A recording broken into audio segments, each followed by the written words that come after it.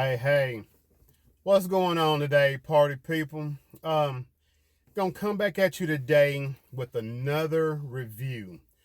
Today we're gonna review the 2020 Tahoe. Man, this thing is nice, and I cannot wait to review.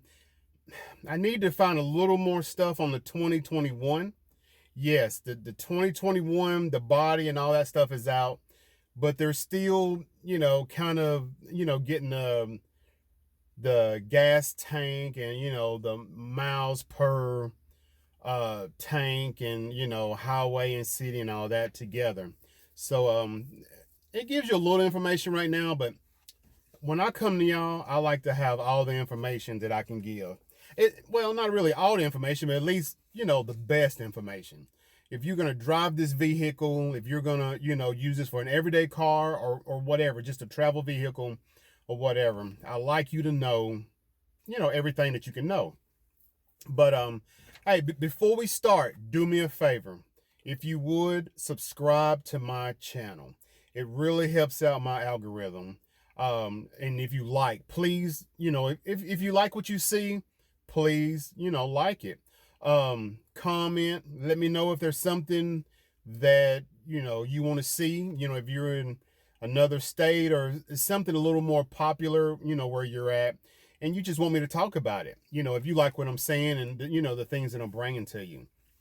But today we're going to talk about the 2020 Tahoe. Now, I'm really liking this vehicle. I'm more of a Denali guy myself, but today we're talking about the 2020 Tahoe, and it's really, really nice, people. You got it in two-wheel drive, and you can get it in four-wheel drive.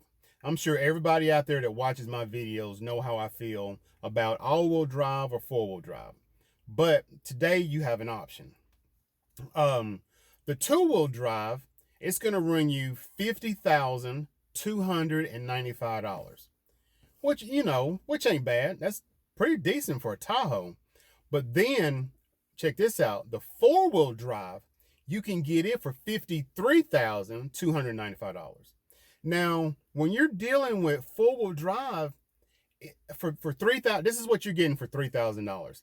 Okay, better assurance in the rain, which two-wheel drive, okay, but you might get a little fishtail. It's just, if you have to stop quick, there's a lot of different things that benefits that you can get with a four-wheel drive that you can't get with a two-wheel drive. If you're in the, get like a muddy situation, the weather, if you're somewhere where it storms, not storm, but snows, sleet and stuff like that. You just better traction, better handling. Four-wheel drive for me is the way to go, especially since I've done, the math. And, $3,000 more dollars, I don't see how you could say no. I really don't. Let me know what you think about two-wheel drive. And in the two-wheel drive, it's not front-wheel drive now, it's rear-wheel drive.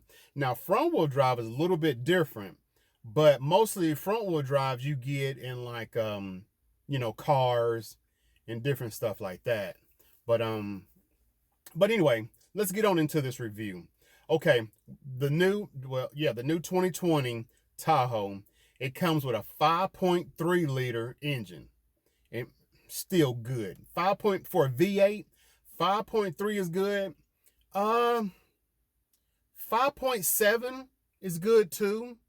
I guess if I had a choice, I would do the 5.3 because you get better gas mileage and stuff like that, when the liters is not as high. I definitely wouldn't do like a 6.0 or anything higher than that. But cause listen to this. This thing is pushing out 355 horsepower. That's pretty good. 355 horsepower. This thing is pushing out 383 foot-pounds of torque. You don't need no more than that. These things are nice. And with all of that power, check this out. You can get 15 miles of the gallon in the city. you can get 21 miles to the gallon on the highway. And then, if you're traveling around combined city and highway, you can get 17 miles to the gallon, which ain't bad. Now, traveling, if you're on the highway, you can get 546 miles out of a tank of gas. 546 miles out of a tank of gas. And then if you're riding around the city, wherever you're at, you can get 390 miles. 390 miles out of a tank of gas.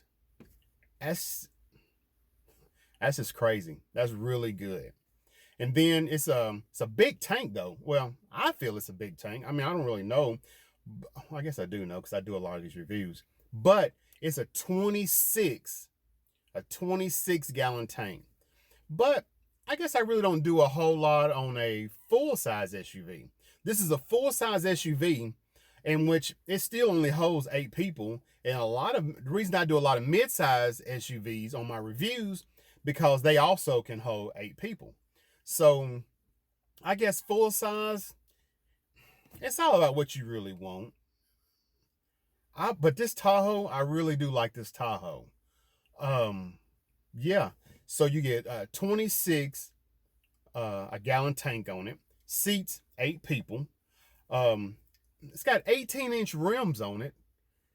I would probably prefer, I don't even know if it's an option, but probably not an option, but I would prefer 20-inch wheels. I'd like to have some 22s, but I would prefer 20-inch rims. But the tire, it's a 265, 65, 18-inch tire. And, so it's 18-inch rim. But, what I found kind of weird is all the reviews that I do, this one's a little different when it comes to the towing package. Because if you get, it's called a dead weight hitch, you can only tow 5,000 pounds. But the curb weight on this thing is 5,000 pounds. But anyway, if you get a dead weight hitch, you can tow 5,000 pounds.